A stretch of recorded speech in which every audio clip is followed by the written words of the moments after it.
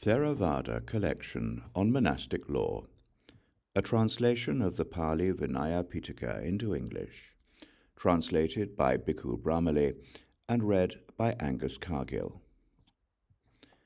The chapter on the Observance Day. The instruction to gather together.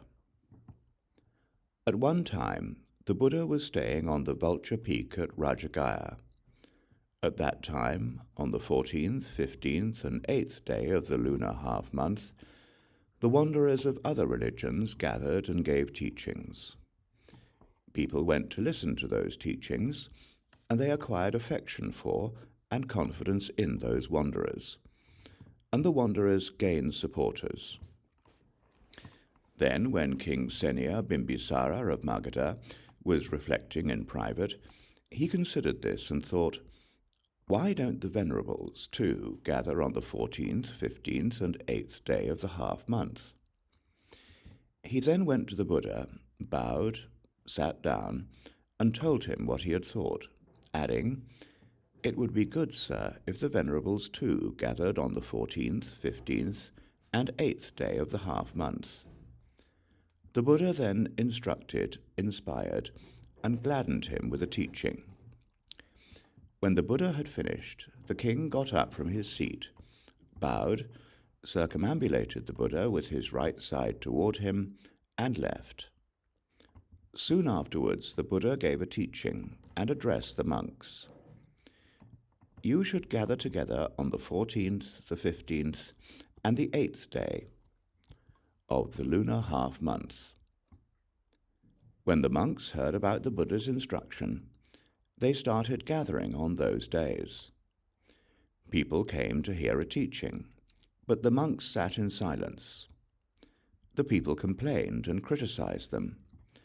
How can the Sakyan monastics gather on the 14th, 15th, and 8th day of the half-month, but then sit in silence like dumb pigs? Shouldn't they give a teaching when they gather together?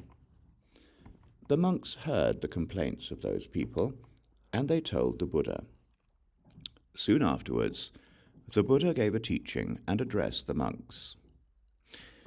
"When you gather together on the 14th, the 15th, and the 8th day of the lunar half-month, you should give a teaching."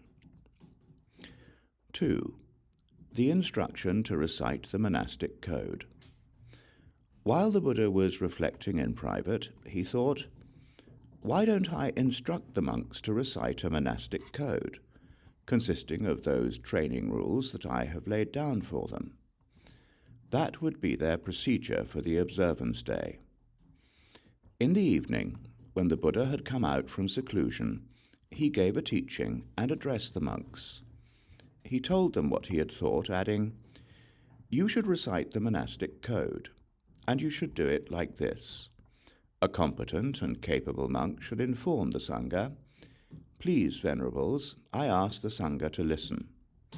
If the Sangha is ready, it should do the observance day's ceremony. It should recite the monastic code. What is the preliminary duty of the Sangha? The venerables should declare their purity. I will recite the monastic code. Everyone present should listen to it and attend carefully. Anyone who has committed an offense should reveal it. If you haven't committed any offense, you should remain silent. If you are silent, I will regard you as pure. Just as one responds when asked individually, so too an announcement is made 3 times in this kind of gathering. If a monk remembers an offense while the announcement is being made, up to the 3rd time, but doesn't reveal it, he is lying in full awareness. Lying in full awareness is called an obstacle by the Buddha.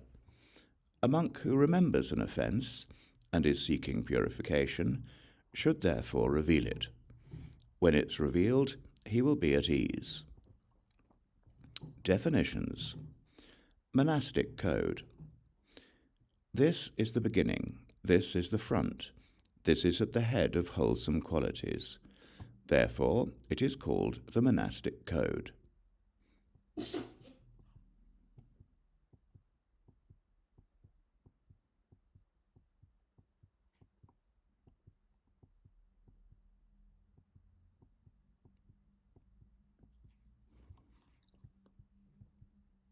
3. Mahāsāṃghika.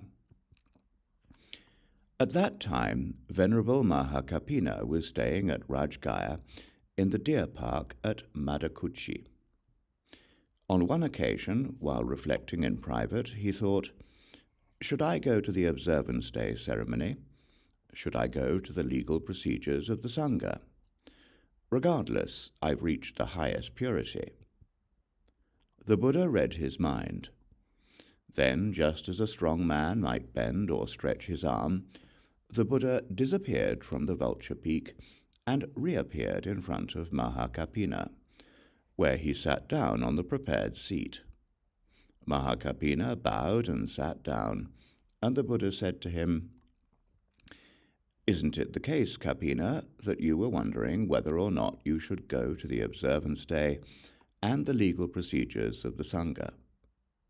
"Yes, Venerable Sir."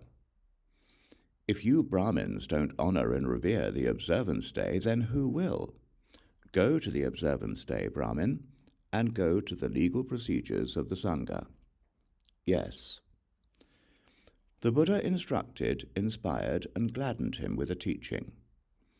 Then, just as a strong man might bend or stretch his arm, the Buddha disappeared from Mahāsāṃghika's presence and reappeared on the vulture peak. 4. The allowance for monastery zones. When they knew that the Buddha had laid down a rule that a complete assembly extends as far as one monastery, the monks thought, "How far does a single monastery extend?" They told the Buddha, "I allow you to establish a monastery zone, and it should be established like this. First, you should announce the zone markers: a hill, a rock, a forest grove, a tree, a path, an anthill, a river, a lake. Then a competent and capable monk should inform the Sangha, 'Please, Venerables, I ask the Sangha to listen.' If the Sangha is ready, it should establish a monastery zone based on the announced markers, defining who belongs to the same community and who should do the observance day ceremony together. This is the motion. Please, Venerables, I ask the Sangha to listen. The Sangha establishes a monastery zone based on the announced markers, defining who belongs to the same community and who should do the observance day ceremony together. Any monk who approves of establishing a monastery zone based on these markers, defining who belongs to the same community and who should do the observance day ceremony together, should remain silent. Any monk who doesn't approve should speak up. The Sangha has established a monastery zone based on these markers, defining who belongs to the same community and who should do the observance day ceremony together. The Sangha approves and is therefore silent. I'll remember it thus. When they heard that the Buddha had made an allowance to establish a monastery zone, the monks from the group of 6 established zones that were too large, 50, 65, and even 80 kilometers across. Monks coming to the observance day ceremony arrived while the monastic code was being recited or just after, and they had to stop overnight while on the way. They told the Buddha, "You shouldn't establish a monastery zone that is too large, whether 50, 65, or 80 kilometers across. If you do, you commit an offense of wrong conduct. You should establish a monastery zone that is 40 kilometers across at the most." At one time, the monks from the group of 6 had established a zone that crossed a river. Monks on their way to the observance day ceremony were swept away by the current, as were their bowls and robes. You shouldn't establish a monastery zone that crosses a river. If you do, you commit an offense of wrong conduct. I allow you to establish a monastery zone that crosses a river only if there is a permanent bridge or ferry connection. 5. Discussion of the Observance Day Hall. At that time, the monks recited the monastic code in one yard after another, without making a prior arrangement.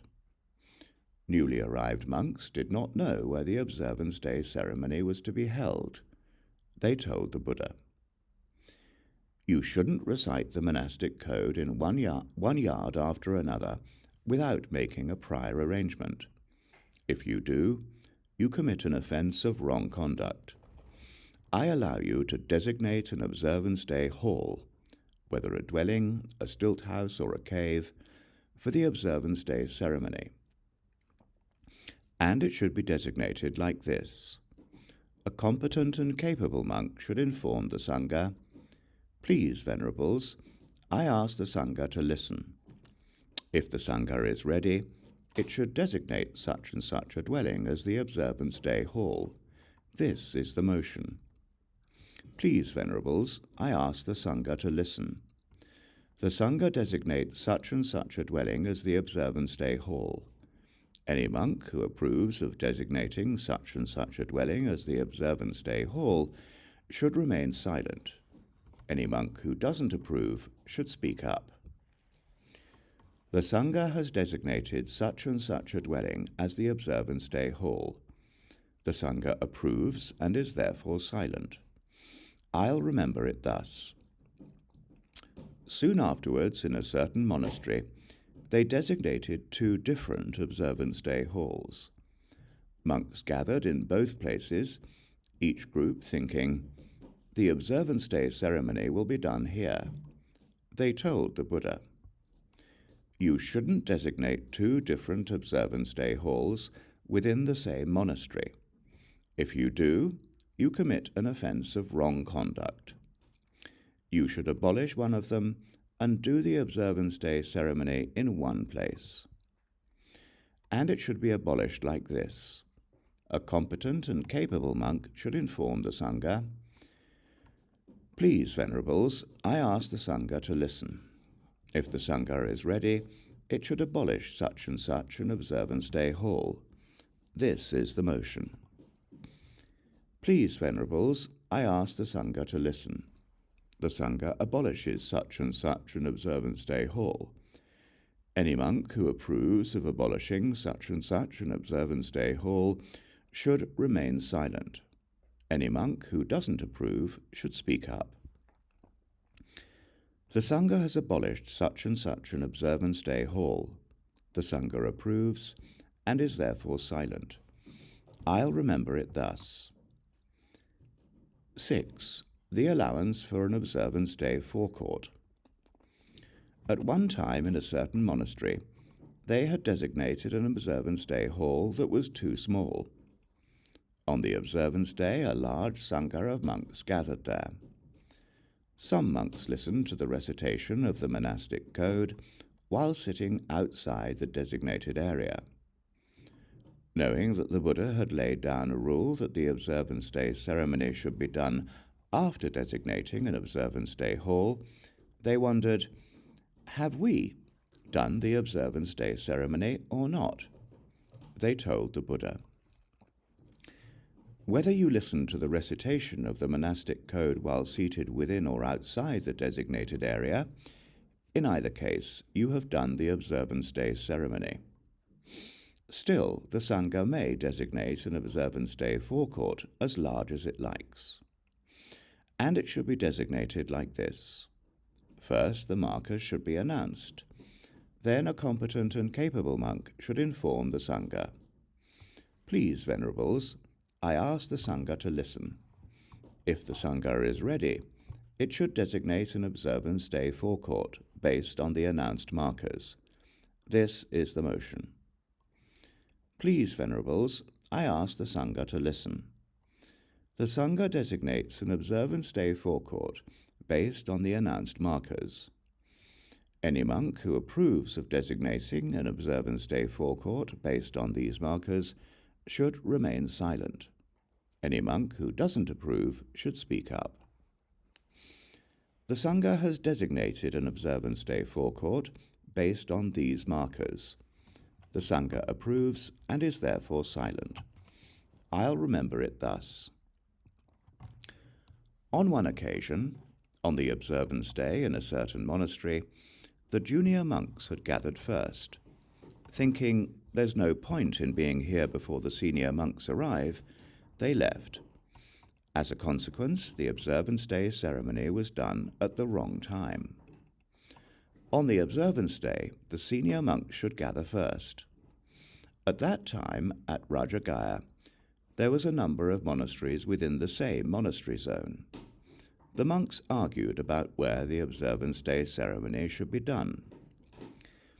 When there are a number of monastics within the same zone, number of monasteries within the same zone, and the monks are arguing about where the observance day ceremony should be done, they should all gather together in one place and do the observance day ceremony there. Or they should gather wherever the most senior monk is staying. You shouldn't do the observance day ceremony with an incomplete Sangha. If you do, you commit an offence of wrong conduct. 7. The allowance for a May stay apart zone. On one occasion, Venerable Mahāsāṃghika was coming from Andhakavinda to Rajgaya for the observance day ceremony. As he was crossing a river on the way, he briefly got carried away by the current and his robes got wet. The monks asked him why his robes were wet, and he told them what had happened. They told the Buddha. When the Sangha has established a monastery zone, defining who belongs to the same community and who should do the observance day ceremony together, the Sangha may designate this same zone as a May stay apart from the Three Robes area. And it should be designated like this. A competent and capable monk should inform the Sangha, "Please, Venerables, I ask the Sangha to listen. The Sangha has established a monastery zone, defining who belongs to the same community and who should do the observance day ceremony together. If the Sangha is ready, it should designate this same zone as a May stay apart from the Three Robes area. This is the motion. Please, Venerables, I ask the Sangha to listen. The Sangha has established a monastery zone, defining who belongs to the same community and who should do the observance day ceremony together. The Sangha designates this same zone as a May stay apart from the Three Robes area. Any monk who approves of designating this monastery zone as a May stay apart from the Three Robes area should remain silent. Any monk who doesn't approve should speak up. The Sangha has designated this monastery zone as a May stay apart from the Three Robes area. The Sangha approves and is therefore silent. I'll remember it thus. When they heard that the Buddha had allowed the designation of a May stay apart from the Three Robes area, monks stored their robes in inhabited areas. Their robes were lost, burned, and eaten by rats. As a consequence, they had shabby robes. Other monks asked them why, and they told them what had happened. They told the Buddha. When the Sangha has established a monastery zone, defining who belongs to the same community and who should do the observance day ceremony together, the Sangha may designate this same zone as a May stay apart from the Three Robes area, leaving out inhabited areas and the vicinity of inhabited areas. And it should be designated like this. A competent and capable monk should inform the Sangha, Please, Venerables, I ask the Sangha to listen. The Sangha has established a monastery zone, defining who belongs to the same community and who should do the observance day ceremony together. If the Sangha is ready, it should designate this same zone as a May stay apart from the Three Robes area, leaving out inhabited areas and the vicinity of inhabited areas. This is the motion. Please, Venerables, I ask the Sangha to listen. The Sangha has established a monastery zone, defining who belongs to the same community and who should do the observance day ceremony together. The Sangha designates this same zone as a may stay apart from the 3 robes area, leaving out inhabited areas and the vicinity of inhabited areas. Any monk who approves of designating this monastery zone as a may stay apart from the 3 robes area, leaving out inhabited areas and the vicinity of inhabited areas, should remain silent. Any monk who doesn't approve should speak up. The Sangha has designated this monastery zone as a may stay apart from the 3 robes area, leaving out inhabited areas and the vicinity of inhabited areas. The Sangha approves and is therefore silent. I'll remember it thus. 8. The abolishing of monastery zones. Monks, when you're establishing a monastery zone, the zone that defines who belongs to the same community should be established first. Afterwards, you may designate the may stay apart from the 3 robes area. And when you're abolishing a monastery zone, the may stay apart from the 3 robes area should be abolished first. Afterwards, you may abolish the zone that defines who belongs to the same community. And this is how a may stay apart from the 3 robes area should be abolished. A competent and capable monk should inform the Sangha, "Please, Venerables, I ask the Sangha to listen." If the Sangha is ready, it should abolish this may stay apart from the 3 robes area. This is the motion. "Please, Venerables, I ask the Sangha to listen." The Sangha abolishes this may stay apart from the 3 robes area. Any monk who approves of abolishing this may stay apart from the 3 robes area should remain silent.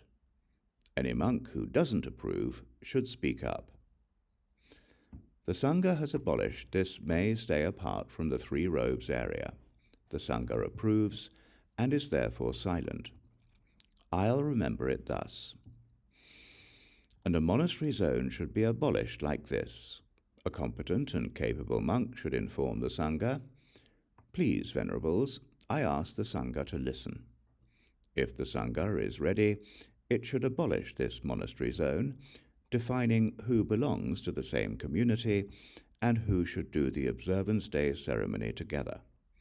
This is the motion. "Please, Venerables, I ask the Sangha to listen." The Sangha abolishes this monastery zone, defining who belongs to the same community and who should do the observance day ceremony together.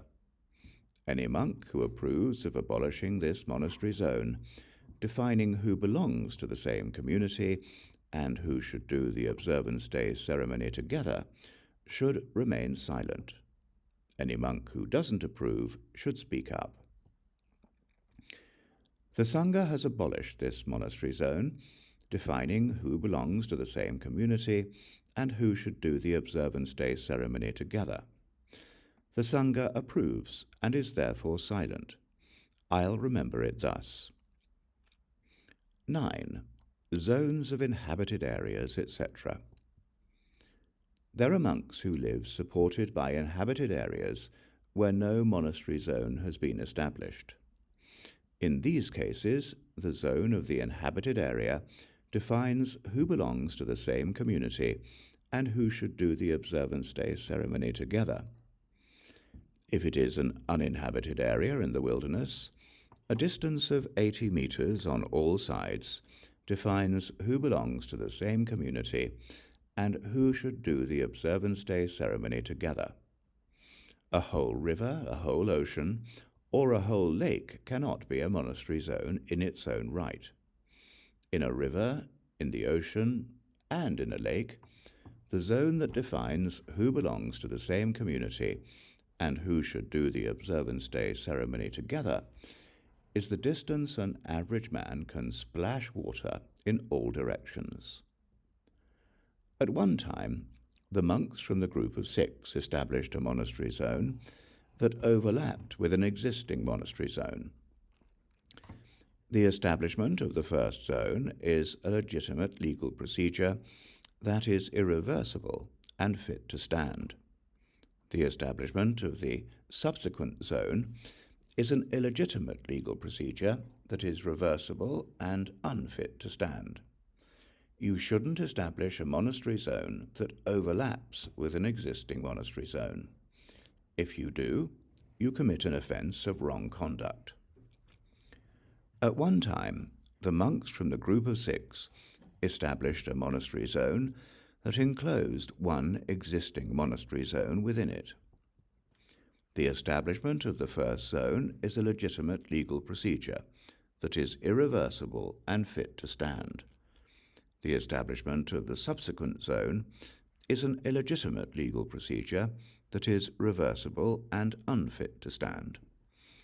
You shouldn't establish a monastery zone that encloses an existing monastery zone. If you do, you commit an offence of wrong conduct. When you establish a monastery zone, you should leave a gap to any existing monastery zone. 10. Breach of the observance ceremony, etc. The monks thought, how many observance days are there? They told the Buddha. There are 2 observance days, the 14th and the 15th day of the lunar half-month. The monks thought, how many kinds of observance day procedures are there? There are these 4 kinds. 1. The observance day procedure that is illegitimate and has an incomplete assembly. 2. The observance day procedure that is illegitimate but has a complete assembly. 3. The observance day procedure that is legitimate but has an incomplete assembly. 4. The observance day procedure that is legitimate and has a complete assembly. The first, second, and third of these shouldn't be done. I haven't allowed such procedures. The fourth should be done. I have allowed such procedures. Therefore, monks, you should train like this. We will do observance day procedures that are legitimate and have a complete assembly. 11. The recitation of the monastic code in brief, etc. The monks thought, how many ways are there of reciting the monastic code? They told the Buddha. There are these 5 ways of reciting the monastic code. 1. After reciting the introduction, the rest is announced as if heard. This is the first way. 2. After reciting the introduction and the 4 rules entailing expulsion, the rest is announced as if heard. This is the second way. 3. After reciting the introduction, the 4 rules entailing expulsion, and the 13 rules entailing suspension, the rest is announced as if heard. This is the third way. 4. After reciting the introduction, the 4 rules entailing expulsion, the 13 rules entailing suspension, and the 2 undetermined rules, the rest is announced as if heard. This is the 4th way. 5. In full is the 5th. When they heard that the Buddha had allowed the recitation of the monastic code in brief, some monks recited it in brief all the time. You shouldn't recite the monastic code in brief. If you do, you commit an offence of wrong conduct. At that time, on the observance day in a certain monastery in the Kosalan country, there was a threat from a primitive tribe. The monks were unable to recite the monastic code in full. I allow you to recite the monastic code in brief when there are threats. The monks from the group of 6 recited the monastic code in brief even when there were no threats. You shouldn't recite the monastic code in brief when there are no threats. If you do, you commit an offence of wrong conduct. I allow you to recite the monastic code in brief when there are any of these threats, a threat from kings, bandits, fire, floods, people, spirits, predatory animals, or snakes, or a threat to life, or a threat to the monastic life. On one occasion, the monks from the group of 6 gave a teaching in the midst of the Sangha without being asked. You shouldn't give a teaching in the midst of the Sangha without being asked. If you do, you commit an offence of wrong conduct. I allow the most senior monk either to give a teaching himself or to ask someone else. 12. Discussion of questioning on the monastic law. On one occasion, the monks from the group of 6 questioned others on the monastic law in the midst of the Sangha without being approved. You shouldn't question others on the monastic law in the midst of the Sangha without being approved.